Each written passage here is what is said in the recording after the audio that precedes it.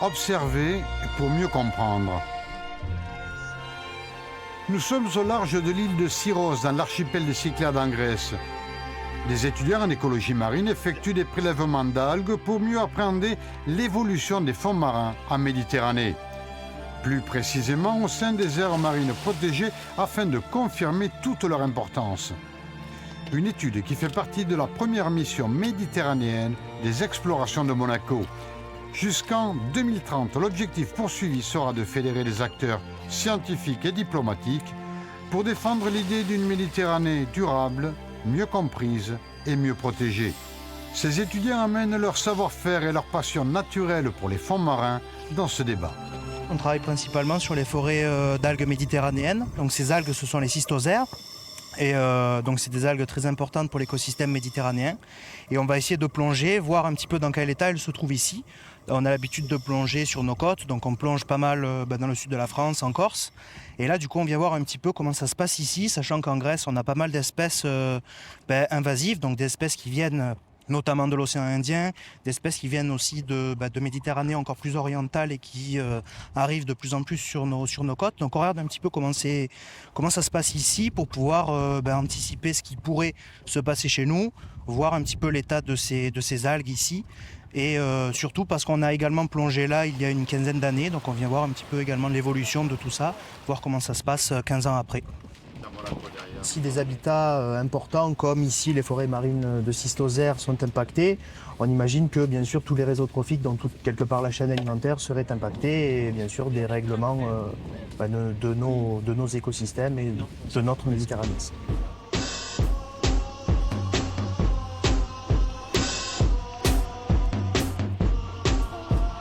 Un bateau comme un symbole pour mieux personnifier l'esprit même de cette mission.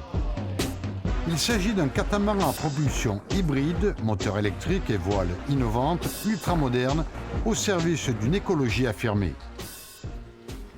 Un véritable laboratoire flottant.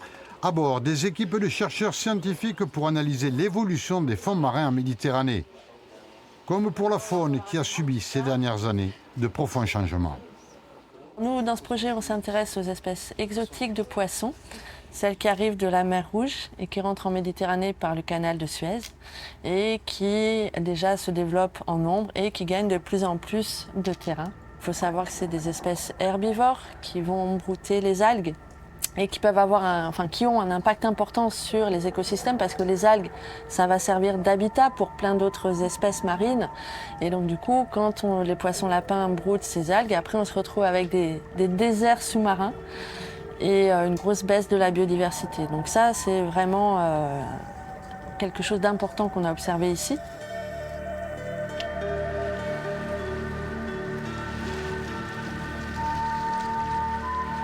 Autre aspect important de l'ensemble de ces recherches, l'analyse de l'évolution du plancton.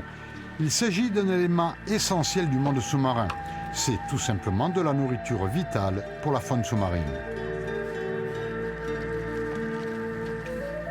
Là, c'était une collecte du plancton avec un filet horizontal. On appelle ça un high speed net, donc à haute vitesse. Alors en réalité, c'est 4 nœuds, c'est pas très haut comme vitesse.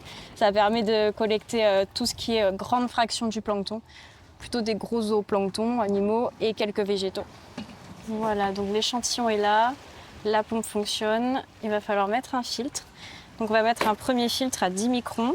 Donc pour mettre le filtre, toujours désinfecter les pinces, sinon on a de la contamination. Là, on fait une cartographie vraiment de toute la traversée, depuis Monaco jusqu'en Grèce et Grèce jusqu'à Monaco, pour voir en fait toutes les espèces de plancton qui sont présentes et aussi potentiellement s'il y a des risques comme tout ce qui est rejet anthropique, les pollutions, s'il y a un impact aussi sur le plancton et voir aussi l'impact des aires marines protégées sur le plancton. Sans plancton, il n'y a pas de vie marine, tout simplement. Parce que le plancton, c'est la base de ce qu'on appelle les réseaux trophiques ou communément la chaîne alimentaire.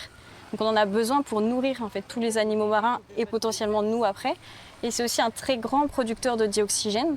Donc il va produire surtout avec le phytoplancton, avec ce qu'on appelle les diatomées, énormément de dioxygène dans l'eau qui peut basculer aussi dans l'atmosphère.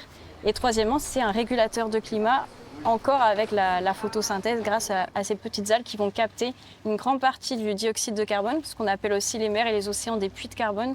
Donc ils vont capter ce dioxyde de carbone pour le transformer en dioxygène. Donc il est important au moins sur ces 3 points, si ce n'est plus après. Science, diplomatie environnementale et sensibilisation du public sont les 3 objectifs majeurs que s'est fixé cette mission d'exploration. L'occasion aussi de renforcer les liens entre Monaco et la Grèce. Une coopération scientifique et culturelle ainsi qu'une étude approfondie sur la gestion des aires marines protégées, notamment face aux conséquences dues au changement climatique. Si vous voulez protéger la Méditerranée, les aires marines protégées sont cet outil qu'il faut choisir. Et donc on a organisé cette mission avec les scientifiques en Grèce, avec la NECA, qui est cette agence gouvernementale qui supervise toutes les aires marines protégées, et avec tous ces acteurs locaux. On a organisé cette mission, les escales ont été choisies avec eux, et on a pu conduire ainsi cette mission avec les 3 composantes, diplomatie, science et médiation. On est conscient qu'on apporte une petite brique à cet éclairage et à cette meilleure connaissance de l'océan. Et toutes les activités, tous les projets scientifiques qui nous ont accompagnés dans cette mission, toutes les activités de sensibilisation des jeunes générations notamment, c'est une petite brique que l'on apporte à cette sensibilisation générale au niveau du bassin méditerranéen.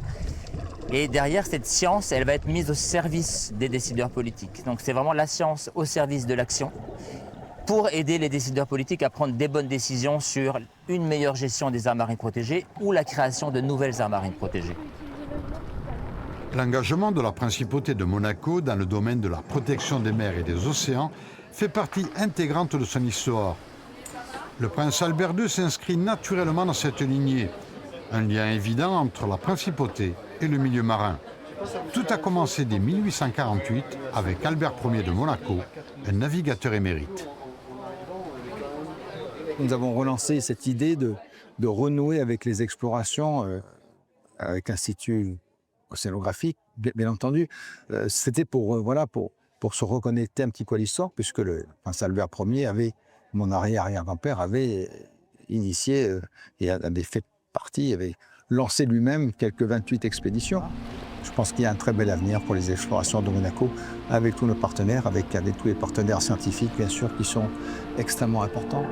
La Grèce, partenaire privilégié de cette mission scientifique, ne peut que retirer des bénéfices de l'ensemble de ses recherches, surtout dans la préservation et la gestion de ces aires marines protégées.